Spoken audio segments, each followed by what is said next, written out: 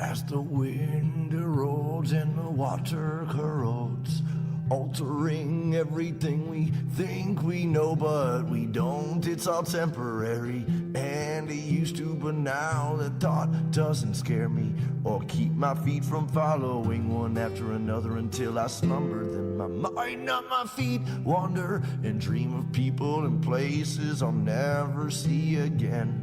I've mended as much mental anguish as I can, and now I try to use this language to take these thoughts from my head to my pen. Cause though I don't speak of my dead friends or the circumstances, often the blow never softens or yields.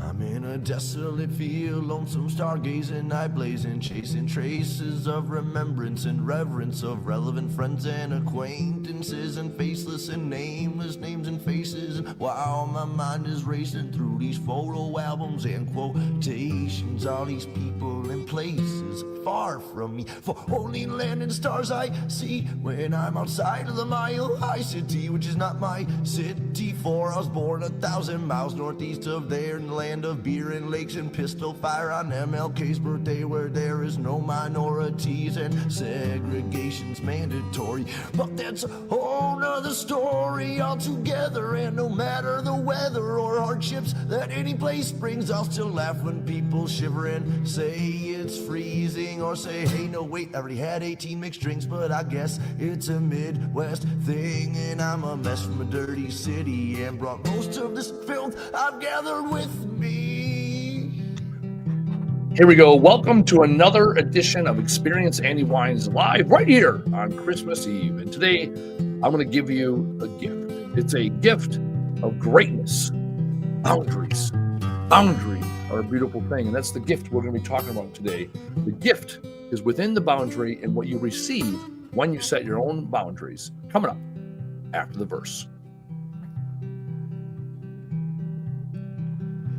My work labors on as lovers sleep in each other's arms, remaining calm and collect. I begin my self-reflection process of redemption. Honestly, I don't know where this road leads, or if I'm even going. Could be rowing upstream, or worse, chasing my dreams to the peak, to finally be somebody doing something with what I have, rather than saying again and again that I can't and I won't anymore from this day forward. Cause Lord knows the past is set in stone, the present is yours to mold and to use for future uses. I know I'm a nuisance, I'm told, cause I'm neither young nor old, nor giant nor gnome. I don't sleep on these streets usually, though I've made thrones of my own. I don't sit well with idle hands, though don't know what to do when I'm home all alone. I'm a menace thrown from society, and as it lies to me, I'll smile silently as others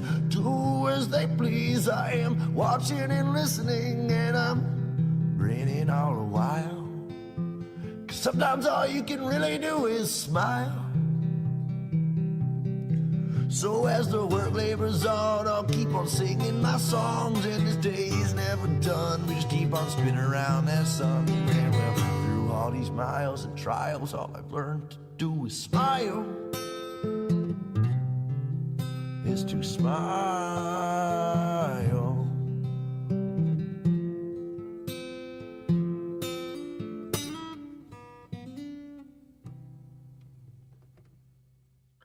Welcome to another episode of Experience Andy Weins Live.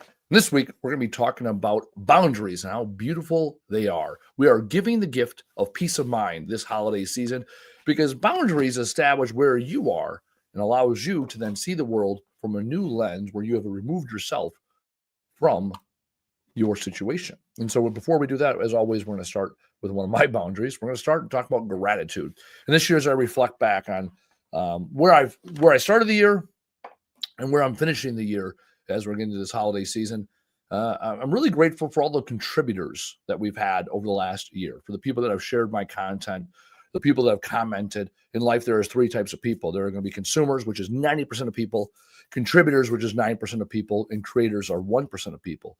So I'm excited for all those people that have contributed along the way. Whether you've shared a post, give me some perspective, commented, on a post or even reached out to me directly, Facebook Messenger or LinkedIn Messenger, because of something resonated with you. And with these comments, all of the comments, whether they're perceived as positive or negative, encouraging or discouraging, it's insignificant. Every time someone takes the time to express their perspective of the world, everybody wins a little bit because we transfer knowledge. As the old adage goes, when one person teaches, two people learn. So for all those people that have commented, have contributed, have reached out to me directly, have met me in the real world and talked to me about what resonates with them, thank you for all those efforts. My ask this week is very simple. My ask is you continue to push yourself to find the peace within you, find the pieces of you that make you, and encourage you to continue to challenge me. That's my ask. For the people this last year that have seen a piece of content, and there's a lot of people that are like, oh, I wanted to make a comment, or I wanted to share this with somebody and then I've never got to or forgot to, or people like, oh, you said something 6 months ago or 3 months ago, and then they see me in real life. My ask is simple. Do the fucking thing now. When you have that moment of greatness, write it down. Even today's show, often I think about what I'm going to talk about right as we walk in. And over this last week, I started thinking about what this show would be. And I started writing down my notes. And I actually have my notes today because I captured that lightning in a bottle. So we have this opportunity to share this moment together. So that's my ask of you.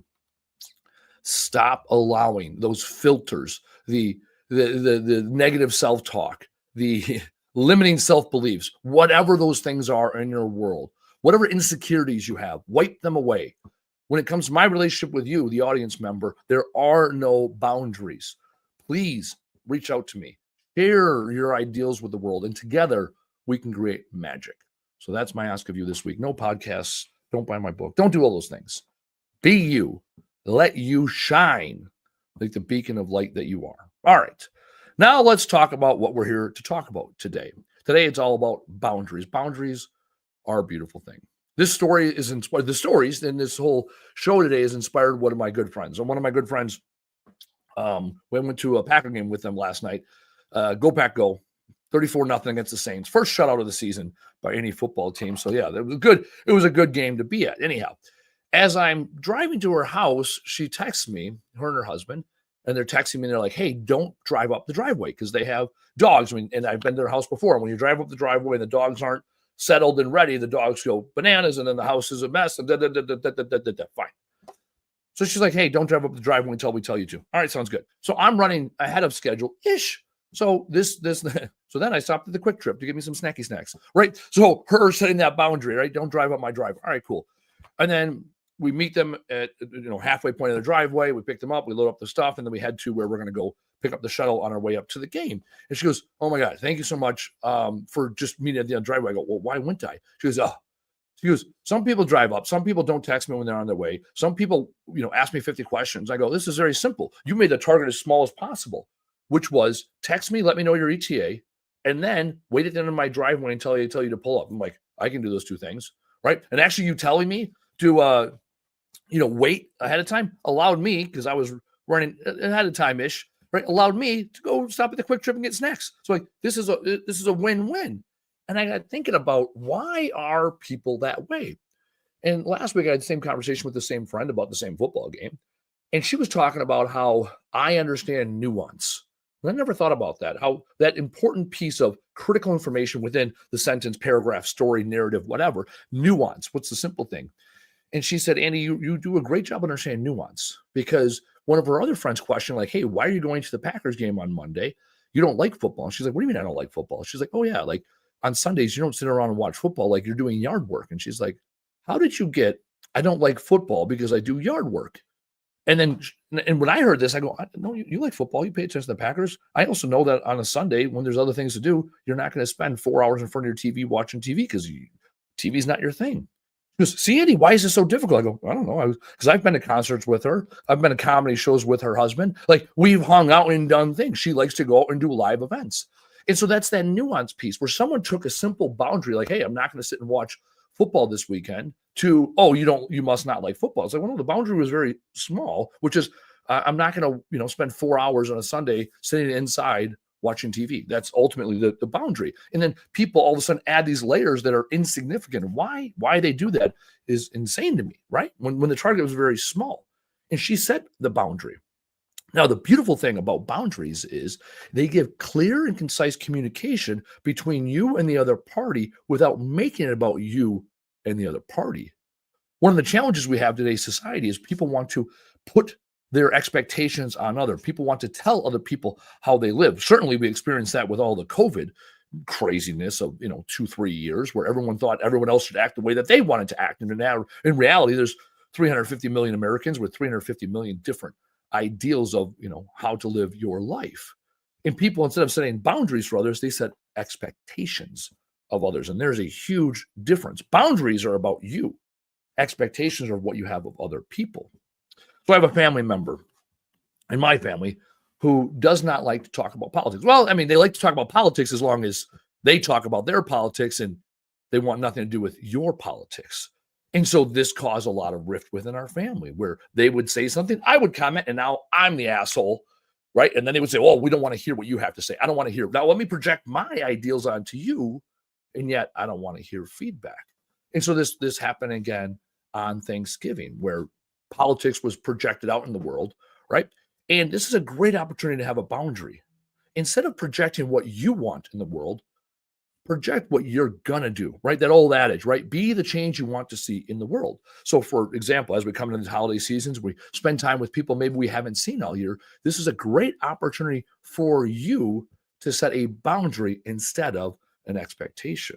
A boundary can simply state, hey, I'm not going to engage in political conversation, religious conversation, football conversation. I don't care what it is, right? I'm not going to engage in this type of conversation when it comes up. Because it's inevitable. There's going to be some types of conversations that come up in this world because the world is a contact sport. You cannot just take your safe space with you everywhere. You can choose to move about the world the way you do it. And so you say to yourself, okay, I'm not going to engage in this type of conversation, whatever the conversation is. And then when that conversation happens near you, you have the opportunity to express that boundary. Hey, thanks for your perspective. For my own health and sanity and safety and whatever your reasons are, and need not to explain, right? I am in choosing not to engage, right? It's a choice, right? It's not I can't, I won't, I don't know. I'm choosing, give me a little bit of dopamine. I am making a conscious choice here not to engage in this conversation. And you do that magical thing I talk about sometimes called shut the fuck up. No need to explain or justify why you're choosing not to or why you're choosing to do something. Say, I'm choosing not to have this conversation. And when the other person engages, you can say, hey, I'm still choosing not to have this conversation. And when you want to talk about this, I'm going to exit this conversation. And you exit the room. Now, there's other conversations because now the conflict's not between you and the person. The conflict is between you and the person and what they want to talk about, what you want to talk about. Now, what you want to talk about is the conflict. You can still love and respect and accept that other person and choose not to engage in a conversation with that other person. What you do when you set boundaries is you remove yourself from the problem because the problem is the problem. You're not the problem. They're not the problem. The problem is the problem. In a case like this, the problem is we have different political views, right? And that's a problem. And we're not in a position to hear each other's side. Okay. Again, that's the problem. Now, when we express that problem, we express the boundary. Now you no longer own the problem. The conflict is no longer between you and the other person. And the beautiful thing I've realized when I've expressed my boundaries, what ends up happening is people end up arguing with themselves because their ideals, their projections is a reflection of them. And it's got nothing to do with you. They walked in looking for a fight. They looked in wanting to be heard. They looked in wanting to have influence over others. That's got nothing to do with you. And when you set your boundaries, it's very clear and obvious what other people's ideals and intentions are. And then you can decide how you navigate those waters. The beautiful thing of boundaries is the more you express them, the more bold they are, the more people know about them, the more people will choose to self-select into your world or self-select out. I recently bought a Tesla Cybertruck. I love my Tesla Cybertruck. Let the world know. I also recognize that a lot of people think it's ugly. It's obnoxious. They don't like Elon Musk politics. Sounds good. I love my Tesla Cybertruck. I love it so much. I waited 2 years to buy one. I drove all the way down to Illinois to buy one. And then I went out and spent more money to wrap it with my company colors and our branding, and I love it. It's A plus in safety efficiency. It's A plus safety rating. It fits forward comfortably. I've taken it up and back to Lambeau with my family, down to Chicago and back with my family. I got a truck bed to put deer in, which I've done. I've done all the things you can do with a Cybertruck, and I absolutely love it. And there are people that hate it. And there are people that don't like me because I own a Cybertruck. I even have a family member. My mom told me when I first got it, it was the ugliest vehicle she ever seen, and she would never get in it. And then when we went to the Packer game and she spent time driving in it with me, she's like, actually, it's a really nice vehicle. It's safe, it's quiet, it's warm, right? So it turns out, it's like, okay, she had this boundary of it being ugly. And my joke now is, yeah, right, the Cybertruck's ugly. That's your biggest complaint? Once you're inside, guess what? You don't get to see it. That's the beautiful thing. Here's the other beautiful thing that's happened. Almost every day, at some point in my wrapped Cybertruck, somebody stops me. Whether it's at an intersection, I get a little attaboy. This morning, I was driving into the gym, and it's kind of dead out. It's, morning of Christmas Eve. And this guy, never met him before in my life. He's got his window halfway down, ripping the dart, smoking a cigarette, what do you want to call it, at a four-way intersection. He gives me the old, what's up? And I was pulling away, and I stopped. I could see he put his hand out the window and looked back at me. So I stopped. After I turned through the intersection, stopped, backed up. He backed up, and we had a 2-minute conversation. He's like, oh, what's your company all about? I told him about my company. Where are y'all at? Oh, man, that Cybertruck that's dope. He's like, I love it. That's so cool. He goes, I want to come work for you. I want to be part of what you're part of. He goes, where's your shop at? And he looked like he was going his way to work on a Tuesday morning, right? Now, here's me in a company that has struggled with recruiting for years, in an economy where people say, oh, there's not enough good employees. And yet, my obnoxious, wrapped, Elon Musk loving Cybertruck attracted the right person. This young gentleman said what's up to me, took time out of his day to share something with me because I let my boundary be known. You get a pretty good idea with my tattoos and my Cybertruck, how I vote, what I value, who I associate with. And the right people come. It's no different than birds. When a bird is under attack, it doesn't die slowly. It squawks and it gawks and it lets everybody know what's going on because people are either going to come down and help and save that bird or they're going to get out the way because they don't also want to get attacked. We live in a society now where people want to be victims. They don't want to stand up for themselves. When you establish your boundaries, this soft, weird thing, you're actually standing up for yourself. You're letting the world know who you are and what you stand for. Here's the other thing about boundaries is once you establish a boundary, you have a step-off point. The beautiful thing, the nice thing, or what the ideal boundary is very clear and specific. So that way you get to decide every time something comes to you, right, whether or not you're going to engage. So for example, you say, oh, I don't want to talk to people that have different opinions than mine. It's like, okay, well, that's pretty broad and you're just never going to have a conversation with someone that differs from you. Versus saying, hey, I'm not going to engage in politics with this particular person in these circumstances. Okay, now you have a very specific boundary, and now you can make the decision when that situation occurs, right? Whether or not you actually stick with your boundary or you adjust. Now, there are times to adjust your boundaries. As I did my research this morning, there are some times when as long as you have a starting point, right? It's like Mike Tyson said, the plan is great until you get punched in the face. So you can have a plan, you can make an adjustment. So this week is a prime example under circumstances that can be explained why you're making an adjustment. This week is a prime example. On Fridays, I work from home. That is what I do on Fridays. I know it's best for me. It's best for my company. It's best for the mental health of me, right? I work from home on Fridays. That's my boundary. Well, yesterday, my business partner and his wife had a baby. And yesterday, when he was going home to, hey, we're about to have a baby, I said, take the rest of the week off. I got it.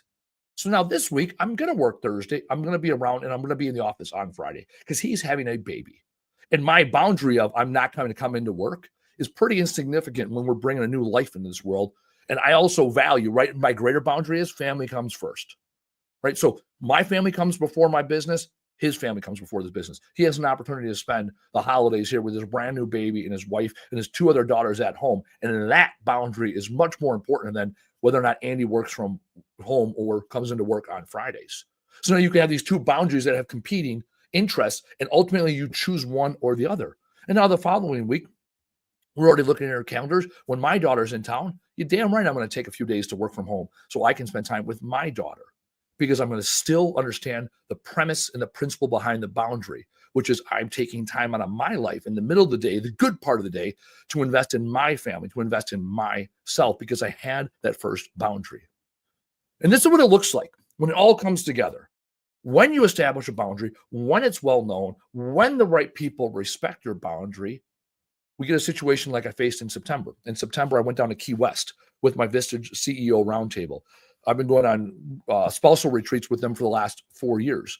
2 years ago, I stopped drinking. So for the first 2 years of knowing my Vistage people and going to retreats, I drank, I partied, I had a good time with everybody. And the last 2 years, I have not drank. So last year, when we were in Charleston, it was a bit of adjustment, like, oh, Andy's not drinking. Okay, no big deal. We respect it. We got this.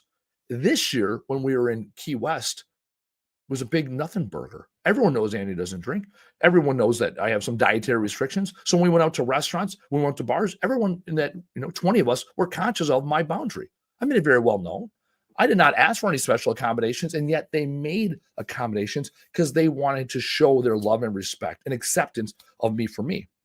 Now, the first night we went to a bar that had a shitty cover band. It was shitty. It was obnoxious, loud, whatever, like 3-piece cover band. And I was having a blast. They were playing 90s jams. Then they were playing some Aerosmith and AC/DC. It was just all, Journey. I mean, all songs we were singing to. And at one point, they started playing a Green Day song. And we're sitting there, we're by the sidebar. I go behind the sidebar, I grab the soda gun, and I start screaming into the soda gun the lyrics to the verse of a Green Day song. And the bartender's like, you can't be back here. And yet I'm kind of impressed. And I put the soda gun down. And I'm having a time of my life at this time. And all my Vistage people are, hooting and hollering and cheering me on because they know I can get there without alcohol. And one of the guys at the bar, he goes, man, what do you want? And why aren't you sharing? I go, oh, no, I'm sober. He's like, what? And he was hungover from the night before. He goes, what do you mean you're sober? I'm like, oh, yeah, no, I'm sober. I do this without alcohol because that's my goal, is to get to become that person without inhibitions, without alcohol, because I practiced it. And he goes, no way you're like that. I'm like, oh, yeah. No, that's how I live.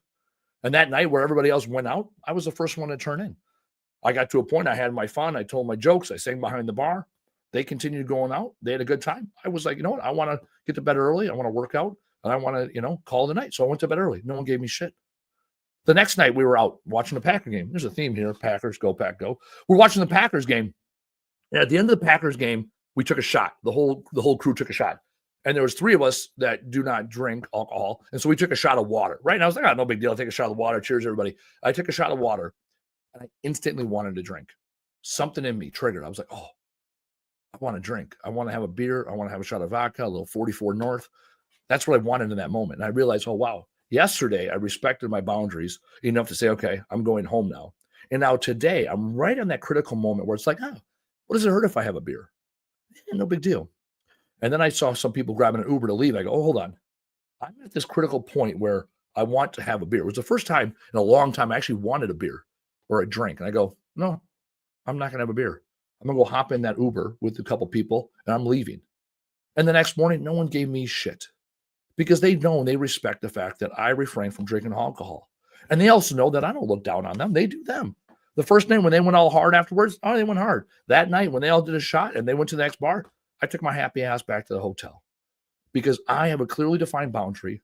I have people that respect my boundary, and then I live the life that I choose to live, a life of health, a life that I prioritize my physical health, my mental health, my sleeping, my emotional health, because I choose not to drink, and those around me respect that. That's the gift of a boundary. That's the gift of peace of mind. You get to decide those boundaries. You get to be let them well known, and then you get to live them out. Think about those 3 steps. It sounds a lot like doing the fucking thing, telling the fucking world, and then showing the fuck up. When you figure out who you are, when you establish your boundaries, when you do those 3 steps to life, it'll become very clear and obvious who is with you and who is not with you. You can love and accept everybody for who they are. And in return, they'll love and accept you for who you are because you are very clear on who you are and what you stand for. 'Tis the season to give yourself that gift. Be you. Set those boundaries. Let the world know who you are and show the fuck up as the magical human being you are this week and every week. We'll see you next week. Through all these miles and trials, all I've learned to do is smile. Is to smile.